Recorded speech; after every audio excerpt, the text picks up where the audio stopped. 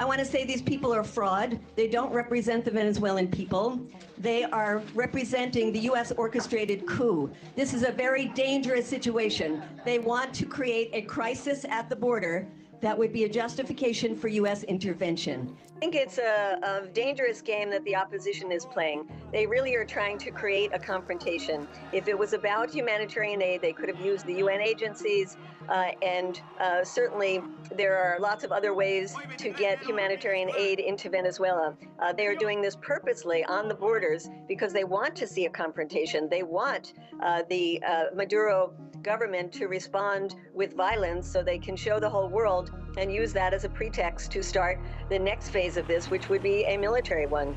So I think it really is the opposition that is playing this very dangerous game and using the aid as a prop in their playbook. A spokeswoman for the Russian Foreign Ministry, Maria Zakharova, has said that the situation in Venezuela is already critical. She has pointed out that America is already amassing weapons on the border with the country, and also everything is being done to sort of feed the narrative of urgency, to kind of spike it up further. For example, President wannabe Guaido, he is adding fuel to the flames, saying that the deadline for humanitarian aid to enter the country is Saturday. So this is the deadline that he has set. So everything feeding into this narrative. And Donald Trump from Washington, he's basically trying to talk the country's military into treason. The U.S. is deliberately making the situation worse by making out that we are beyond the point of no return. The U.S. president's direct appeal to the Venezuelan army to ignore the orders of the legitimate head of state is the height of cynicism. Imagine addressing the U.S. army with an appeal, for example, not to obey the commander-in-chief.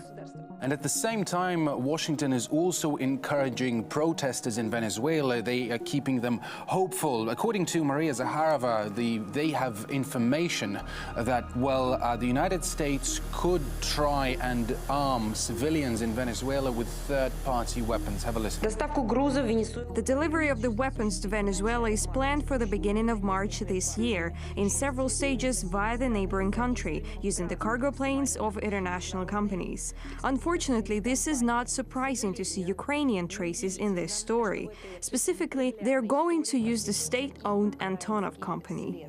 And really, this scenario of aid, humanitarian aid convoys turning out to be really just Trojan horses filled with munitions and arms, this scenario is not really ungrounded, because the man the United States appointed to be their special envoy in Venezuela now is Elliot Abrams, and he has experience in doing exactly that thing. For example, in 1986 in Nicaragua, he filled aid convoys with weapons, and that's how he smuggled arms into another country. Now, Maria Zakharova also pointed out what, well, Russia views as hypocrisy on behalf of the United States and their foreign policy, because, for example, she pointed out that while the United States are calling for peaceful protests in Haiti, they're saying that the opposition in Haiti shouldn't be going beyond peacefully protesting and calling for a political solution in the country.